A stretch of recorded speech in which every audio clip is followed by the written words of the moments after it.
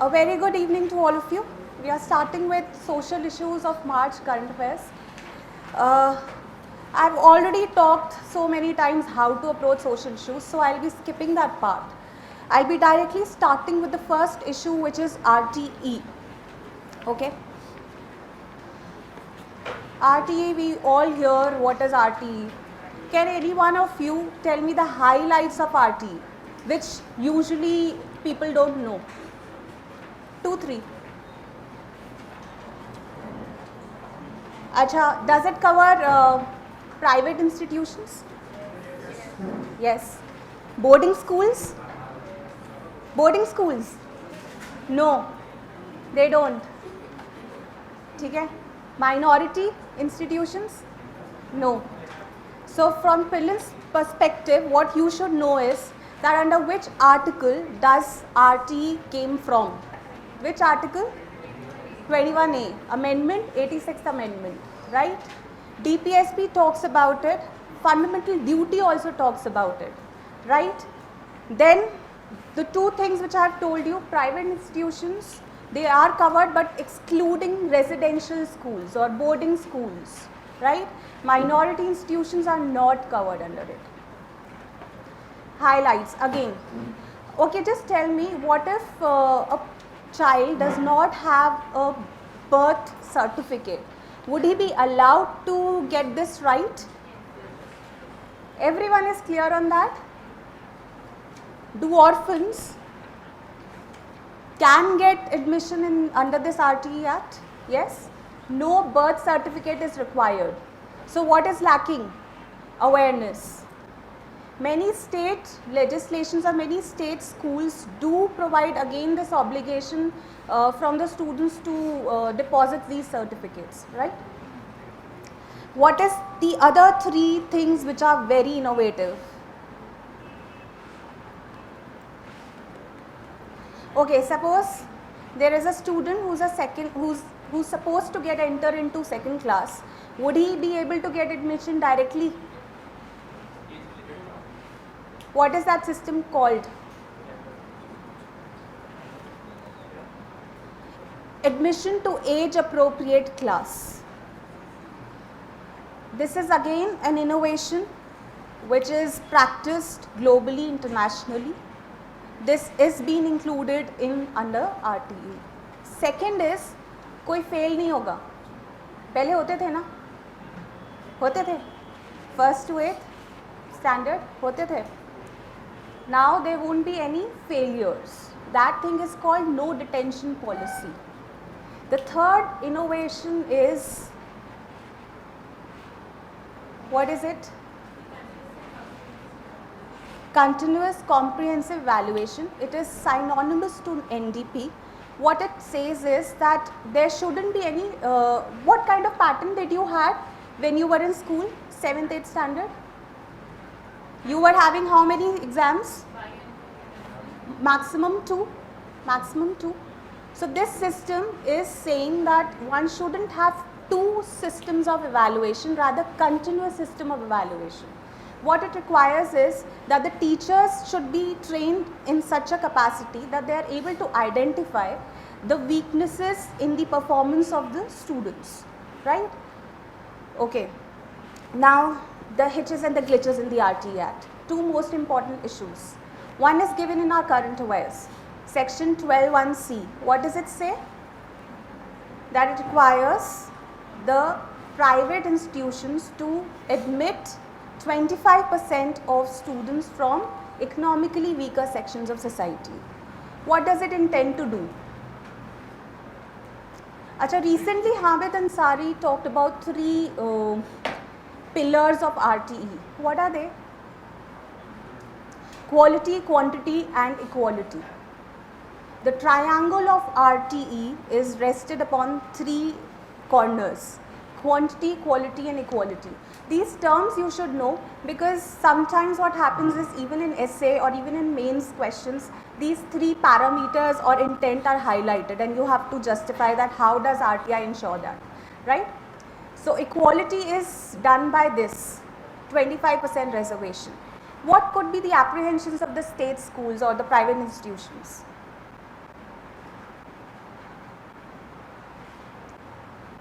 Fees reimbursement कैसे होगा? Private schools are basically guided by which motive? Profit motive. Why would they part their remuneration or profit by allowing students to get 25% reservation? Does government provide any reimbursement? Yes. How? Fully? Partly? Fully and partly both, whichever is lower, right? What else? What could be the issue in this? How would you analyze the achievement gap between the rural areas and urban areas, or the students from economically weaker sections of society, when they have not been raised or not raised in a complete and educated environment? How would they respond to the education system? Would they be more competent? Would they be finding any difficulty to learn the things? Yes, they would. So there would be a wide achievement gap between the performances of the schools, especially private schools. That is what they are apprehensive about. Their performance would go down, right? What else?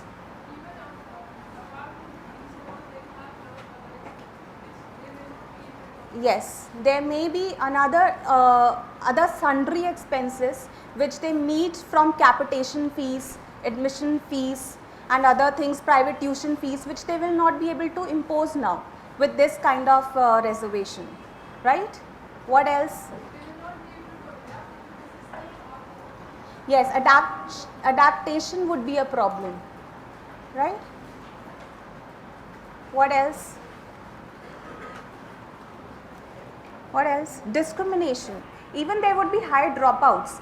If the students would not be able to adapt to such an environment, they would obviously be not willing to go to schools regularly, right? See, ठीक है. अब we come to no detention policy versus old pass-fail system. Do you think that pass-fail system should come back? Yes? No? Yes? Yes. Why pass-fail system is good? Regular check on the performance. Second, fear of getting failed, so they'll study. What else? How would you cope with the pressure of examinations? When these examinations would come, how would you cope up? Acha, why this pass-fail system got replaced? The intent. Anything which made government to take this step? One by one. Okay, dropouts increased. Second, suicides, very important. Third, again, to have a universal right. See, every nation wants their children to be educated. If we are giving free and compulsory education, if the government is providing free and compulsory education and linking it with midday meal scheme or SSA, obviously the people from rural background or economically weaker sections of society, they would be motivated to send their students to schools, whether it could be the reason of meals or something else, right? Second, why pass old this system, pass fail?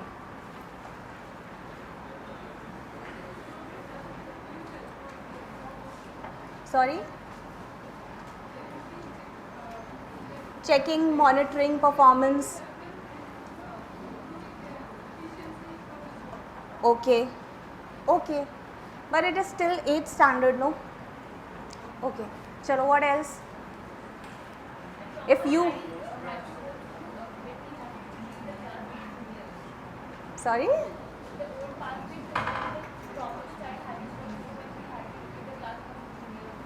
Okay.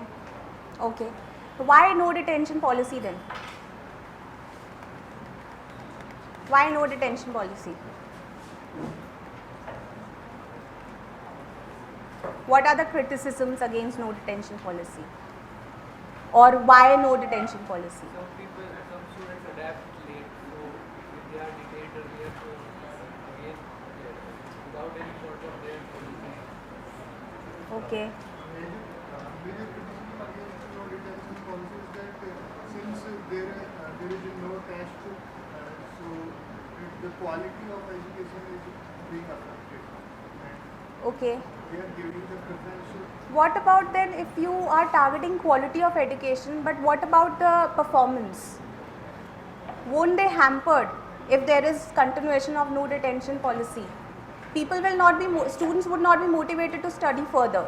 They would have this attitude that we will get passed. They would have no further motivation, right? So all these things you have to look when you are studying RTE, not simply what is compulsory, what is free in it. From prelims point of view, you have to see the factual things. What is the other innovative thing which is there in RTE? What about school management committees? What are they?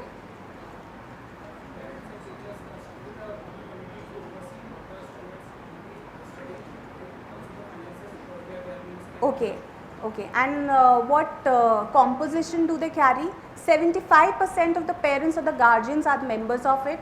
Of these, 50% are women. So this is very important. And these SMCs, school management committees, also ought to play, and they are playing at their own level, the role of creating awareness among the parents, right? If suppose you are going to become a parent, right? If you are in this SMC, what would you do? Being an aware aspirant, obviously you would spread awareness, right? So all these things are there in RT, nothing much to explain. The three things are very important. One is age appropriate admission, one is NDP, the other is the comprehensive and continuous evaluation system. Section 12(1)(c), why the private institutions are apprehensive of not allowing people to get admission to private schools, right? Way out. What is the way out? Come on, you have to write mains answer after pre. Don't see here. What should be the way out? There is something called education cess, right? It should be properly utilized and in this scheme. Second, people say no, that they have to borrow from private sector. Why to borrow from private sector when there is another specific education cess being levied by the central government, right? Second, role of SMCs should be enhanced. Third, what else? The education in 2012, the state and national and regional the conditions were specified. Not conditions, their duties were specified. More pronounced and there were changes in 2012. Okay. What else? Training. Proper training of teachers.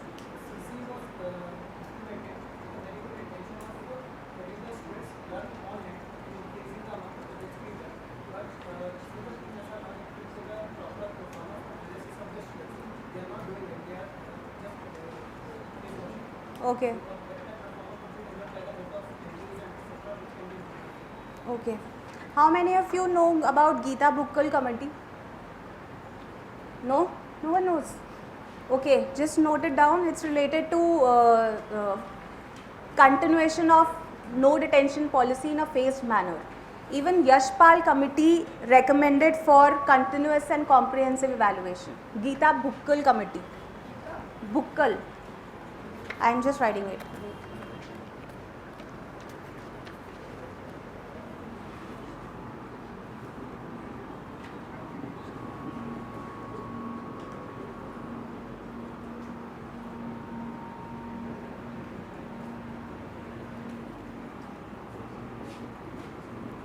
These two committees are very important. Yashpal committee, though, you must have known, you must know. It's related to higher education also. It is also pressing for continuous and comprehensive evaluation, right?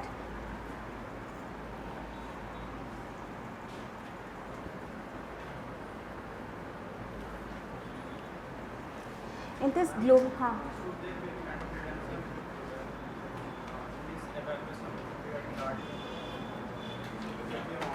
sorry?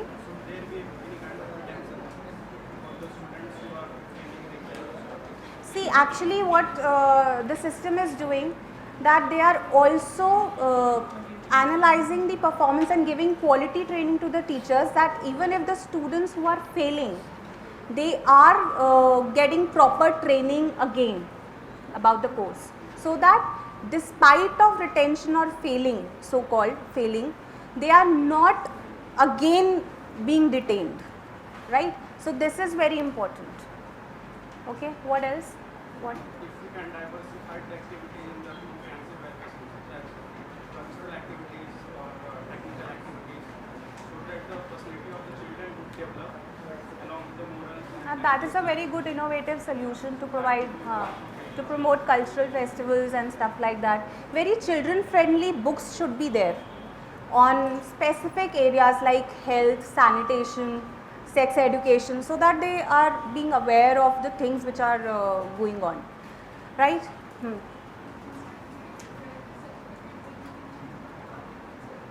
Character certificate, huh?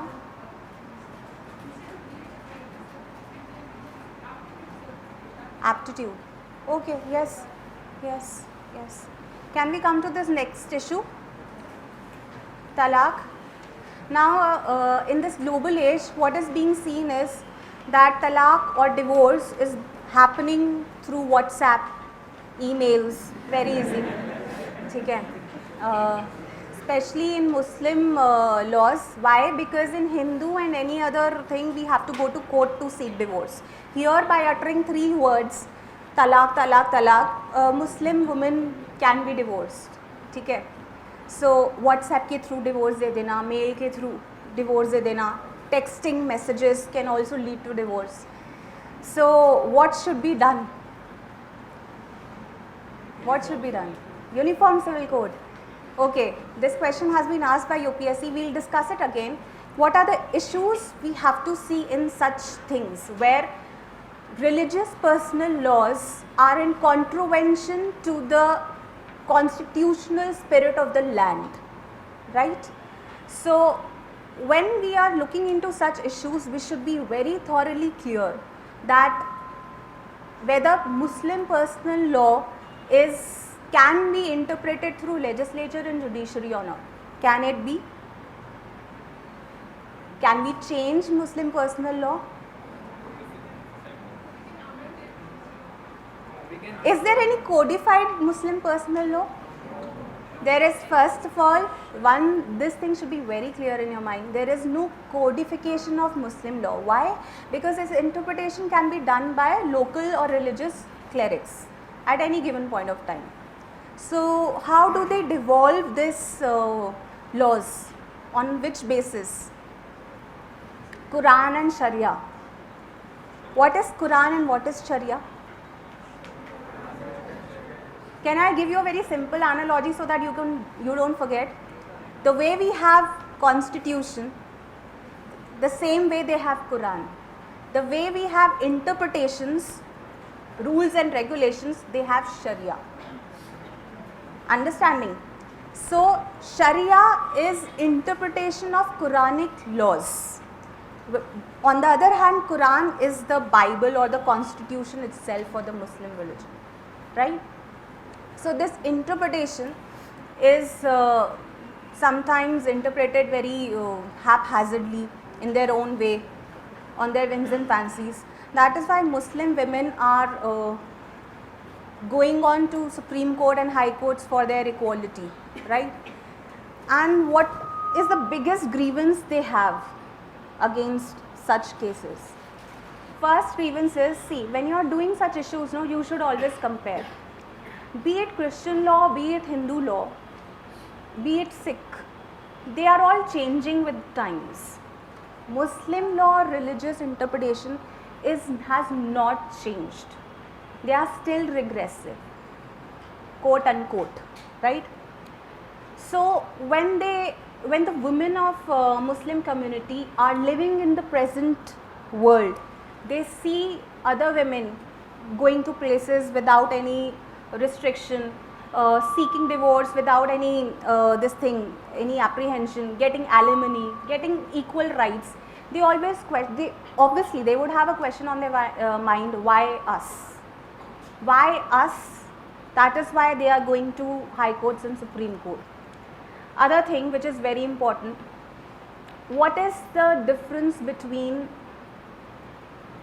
right to religion in spirit of the constitution and according to morality? There are reasonable restrictions also in right to religion, right?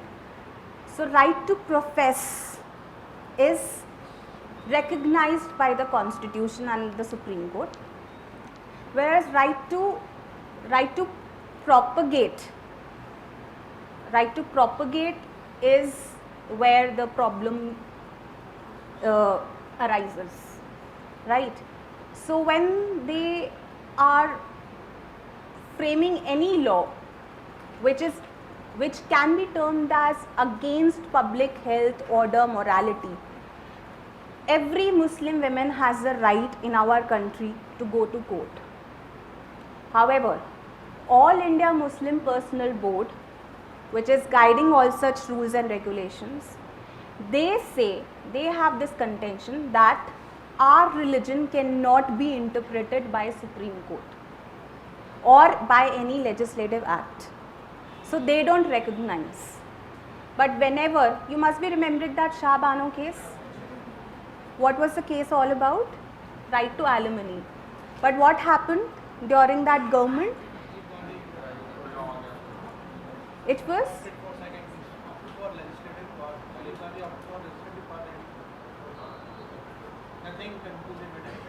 nothing conclusive happened. But if I say that you all are mistaken, there was this act which came up. Rajiv Gandhi supported Muslim personal law and he won against the Supreme Court decision. So that's why it actually the question lies with our own attitude. When we are in power, we propagate something else or we propagate something else. When we are in opposition, we try to justify something. Okay. That means like Muslim lawyers, like many Muslim women who need the help of NGOs to see what rights do they have or what acts their laws can be fit in. There is this act, Muslim Women Act 1986, Protection of Rights on Divorce. It came after that Shah Bano case. What it did was that it provided Muslim women the right to maintenance, but only during the period of iddat. What is iddat? 1 year. Not 1 year. It can have different interpretations in different cases. Minimum is 3 months, 90 days. For a divorced woman, it could be 4 months and 10 days. So there is some clear laying down of a period where the Muslim woman has to remain without marriage, okay, and she cannot get married to someone else, right? So that is iddat. So during iddat till 3 months, the women could seek for the maintenance. Then what about after iddat?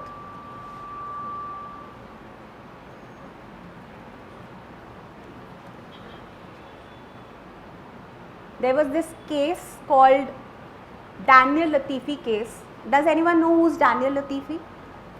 He was a lawyer of Shah Bano. Okay. So in this case, this act, Muslim Women Act, was interpreted liberally, and it said that after iddat also, till the time she doesn't get married to some other male, she could be given the right for maintenance. This act was interpreted liberally. So many women, you are so much into this thing, reading and all. Were you knowing about Muslim Women Act protection on divorce right? No. What you only knew was Shah Bano case, reversed the judgment, and Rajiv Gandhi government bowed down to the Muslim clerics order. No. There was this act. That is very important.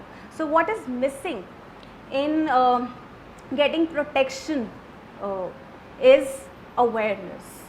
Many lawyers also don't know. So how can they seek redressal for their equality when they already don't know about such things? Acha, let me ask you, Do Muslim women cases on personal laws, family maintenance, do they come under family courts or some special courts? Special courts. Family courts as well as magistrates court. Be very clear on this. That is what I said. When you are knowing that they can go to the court, why will they be debarred from going to a family court and magistrate court? Is there any law barring them? There cannot be any law.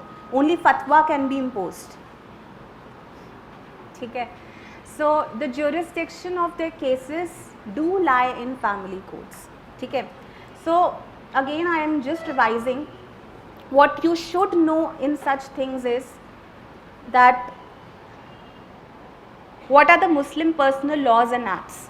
You can write down the names. One is Muslim Personal Law Shariat Application Act 1937. It is not there in the Current Affairs magazine.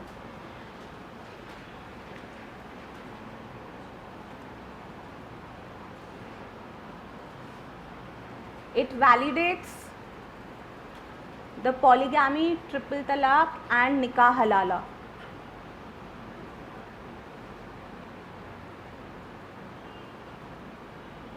I'll explain you the terms. Polygamy, triple talaq and nikah halala. Polygamy to you all know.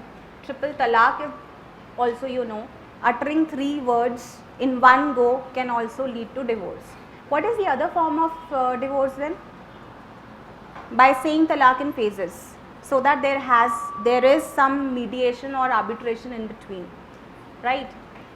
Although Quran, Sharia, Prophet, everyone condemns triple talaq. Mind you, the religion itself condemns triple talaq. That is why Muslim women say that there is hypocrisy between what is written and what is said and what is the interpretation. Okay? It's strongly condemned, but then this act validates polygamy, triple talaq and nikah halala. What is nikah halala? Does anyone know? Haan. Muslim male has given divorce to his wife and he wants to again marry her.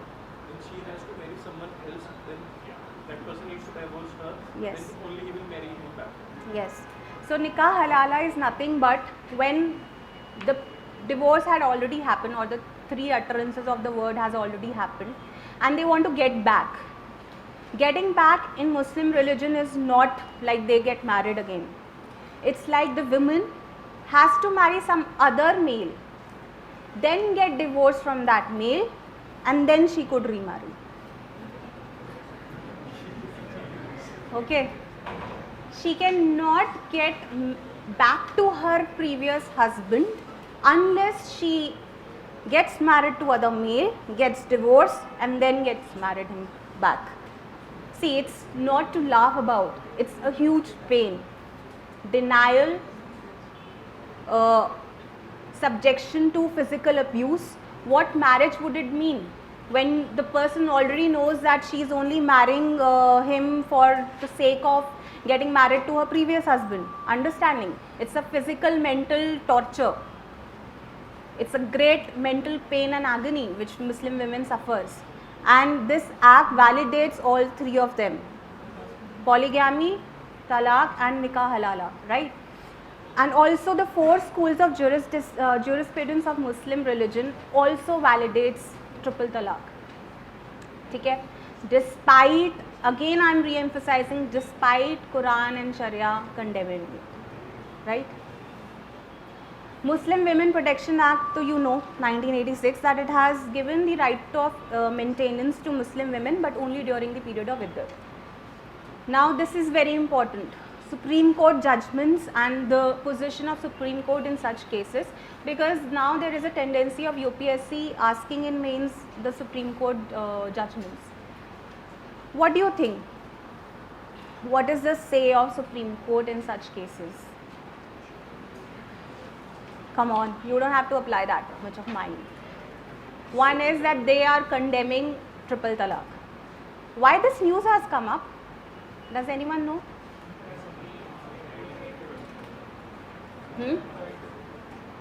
Why this news has come up? One is increasing cases of divorce or triple talaq on WhatsApp, mails and some things like that.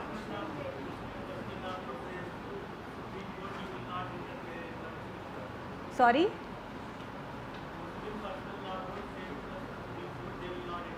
That is the case of Muslim personal law. But this case or this issue has come up in the wake of again a petition filed by Saira Bano or Shaira Bano. In some newspaper articles it's written Saira and in some articles it is written Shaira Bano. She belongs to Uttarakhand. Her husband divorced her or uttered 3 words of talaq after 13 years of marriage when she was critically ill, right?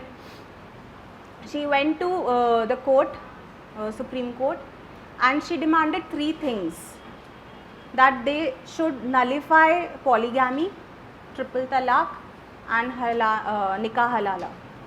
ठीक है?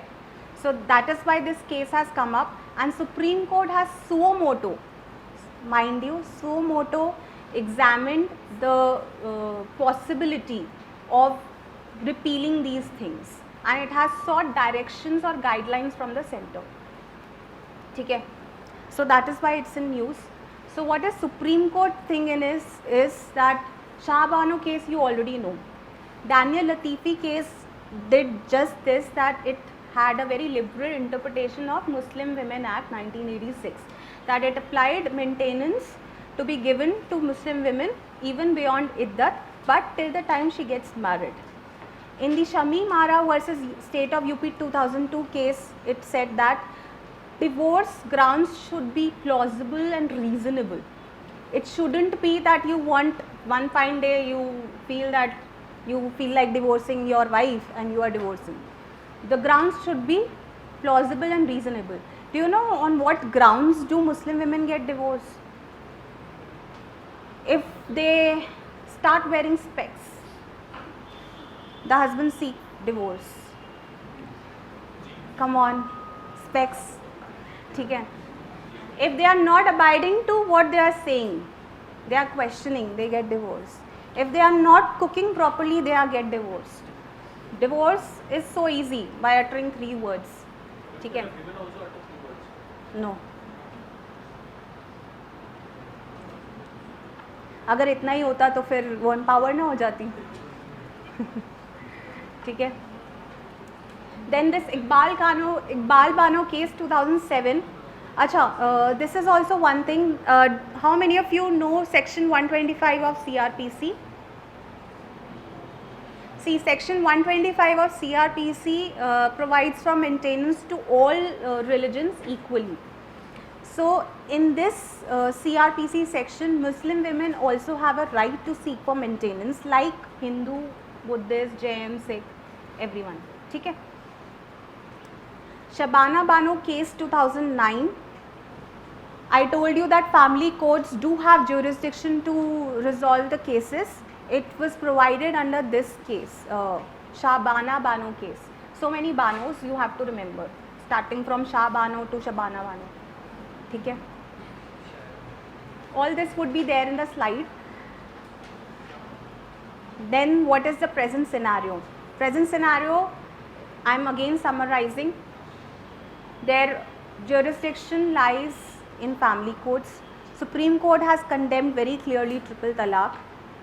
Now, what could be the thing which can make them empower? First point is that the lawyers and the women themselves should be aware of what protection they are having. Unless and until it is done, it would be very difficult to fight them in cases, because otherwise belonging to other religious communities, women are more so aware. They don't have too many NGOs. There is very much popular Muslim NGO which has helped in several cases filing petition for Muslim women, that is Bharatiya Andolan Muslim Women. ठीक है? Now, someone said UCC is the solution. If UCC would have been the solution, it would have been implemented. If it would have been so easily implemented, UPSC would not have asked you that why it is impractical and difficult to implement UCC. Any one of you who has appeared for this mains last year, what points did you write? Why is it so impractical and difficult to implement UCC?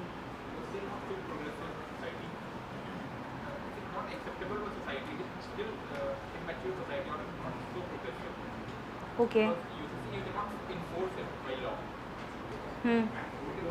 What is the first point which should come into your mind? Why it is impractical? See, I am telling you the priority. People come to us and say that how do we write answers? First should be the constitutional thing. It is not a fundamental right. It is there in DPSP. So Article 44 should be there.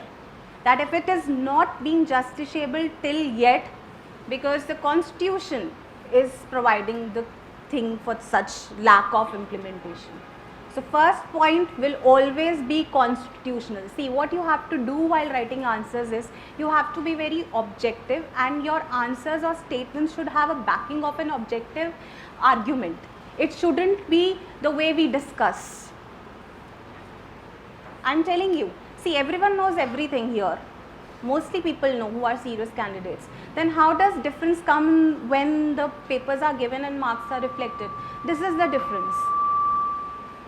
That what should come first should be written first. The only difference between mains and interview is that interview you are being asked and you have to answer in front of the panel. But in mains, what is happening, you have to write what is asked but in a descriptive way. So the prioritization of point will always be the way it should be. It has to be objective. It shouldn't be that they are not so progressive, or they are not so adaptive, they are conservative religion. We all know that they are conservative religion. What is the thing which is not being able to implement UCC is first that it is given in DPSP. We cannot implement it. Second, anyone wants to try?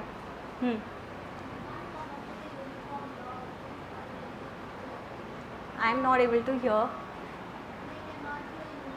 There cannot be a uniform law for all religion. Why? What would you give to support your argument?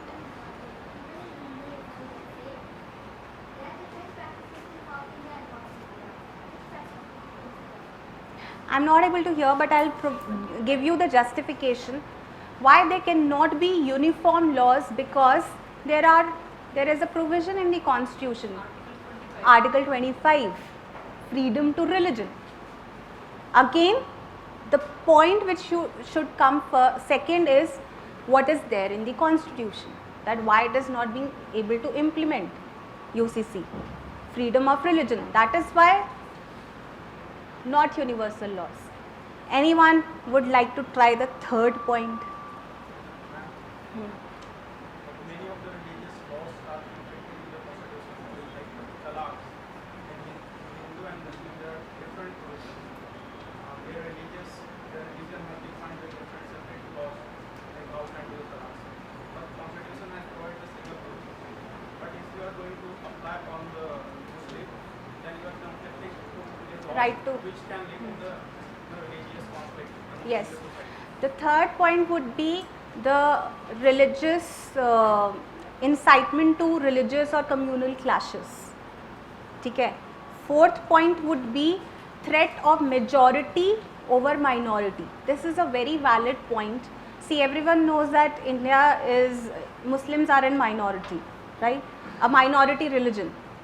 They have this constant threat of being overtaken by the majority religion. Okay. Would it be appropriate to include that under Article 25 it is not around and arguments like that? Because what does UCC mean?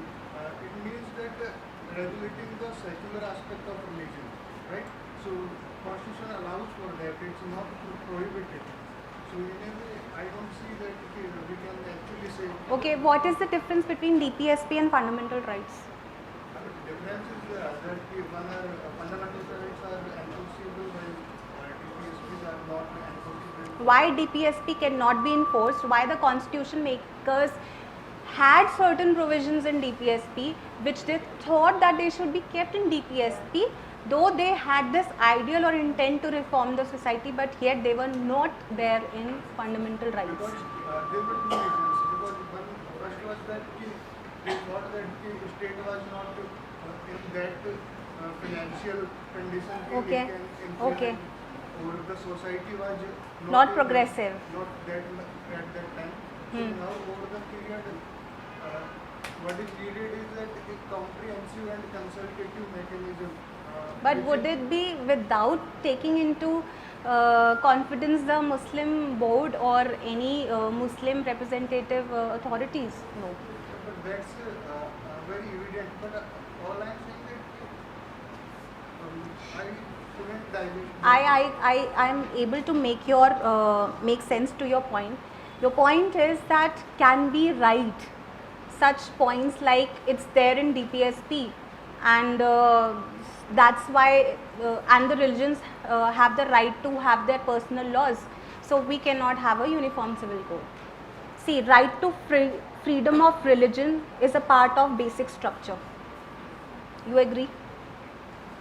Basic structure can be amended?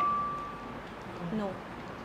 So any change in the provisions, especially in terms of religion, has to come with consensus. What I want to emphasize is that if you are giving whatever points in support or against, you should have an objective justification. When you are writing that right to freedom of religion is there in the constitution, and every religion should be given right to propagate their personal laws, obviously it would be in contravention to right to freedom of religion. Why would anyone discredit your point? No one would. But what is needed is what you rightly said, and that is how you would conclude your answer, that constitution is a living document, it needs to be changed. All the laws or existing realities, all the social inequalities faced by women or any group or any stakeholder in society, if it's violating the right of equality, fairness, justice, integrity, or Article 21, it should be changed. What has happened in the case of Sabrimala or Shignapur? Again, the contravention or controversy was with respect to right to religion versus right to equality, equal rights to women. But what happened? Supreme Court said what? That they have the right to enter. And what is being done? That they are going and offering the offerings. So law is changing.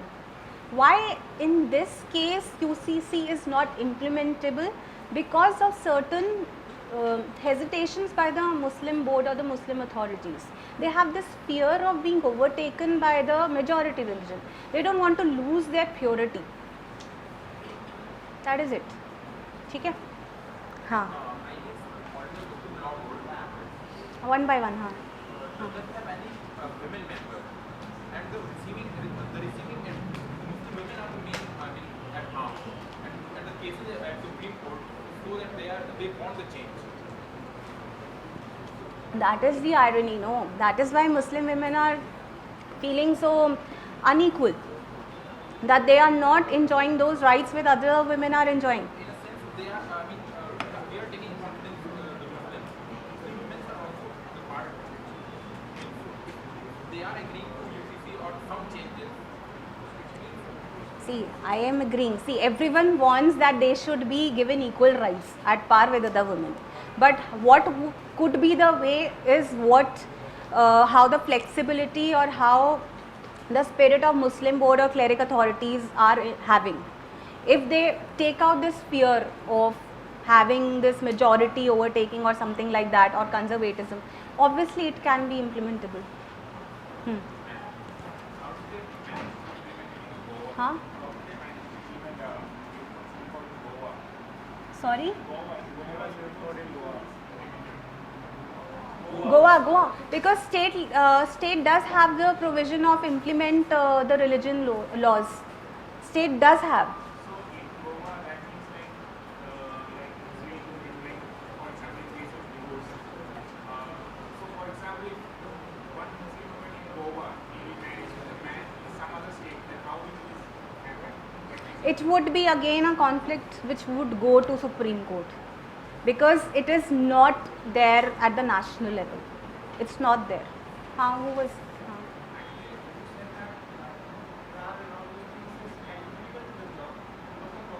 Sorry, come again.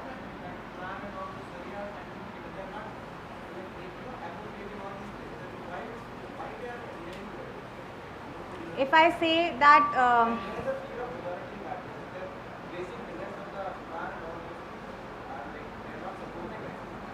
see, what was once there in the Hindu religion, that women cannot enter Shignapur, and it was interpreted by the religious authorities over there that they cannot go.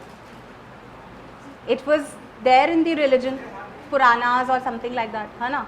So now it got changed. The same way, if Quran, see, the problem lies here is that the interpretation of Quran, the Muslim law is not codified. It's not codified. If it's codified, then only they can go and seek redressal. The interpretation of whole Quran and everything is in the hands of the Muslim or local clerics. That is the issue. It's not codified. Sorry, just realize. Where is the majority fear?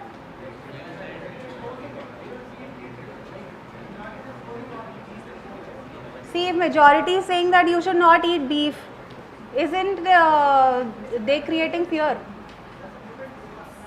See, it's all in the mind. It's all in the mind. They don't want anyone to interfere in anything, be it their eating habits, be the way they dress, be the way they have their marriage relations, polygamy, anything. They have this constant fear that they are exclusive.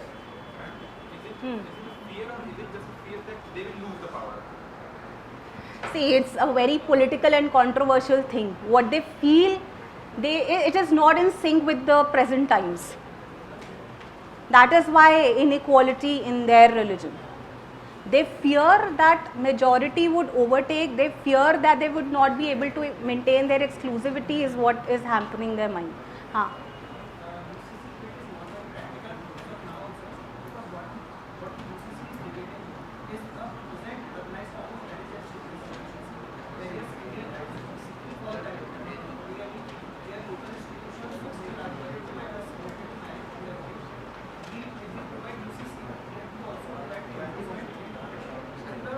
I'm not able to hear. First of all, be thoda sa slower when you speak and be louder. He is raising the issue of हाँ. northeastern tribes, हाँ. where women are, they are declaring women as witches. Witches. Which? Okay.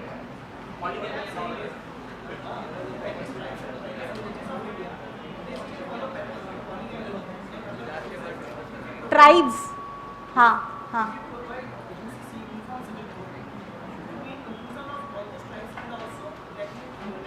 Yes.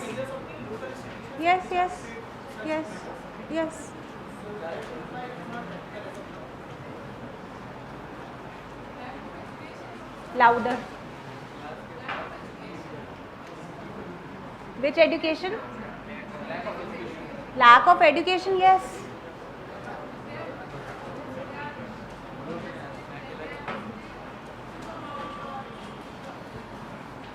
I am not able to hear. Can you just come with your doubts after this discussion? Everyone is clear on this. What is important from the exam point of view, I have told you. Okay. Any other questions I will entertain after the session. Now we come to this thing, Good Samaritan law. Okay. When this question comes that Supreme Court or the center has come up with the guidelines on how or to protect Samaritans or to prevent road accidents or to reduce the fatalities.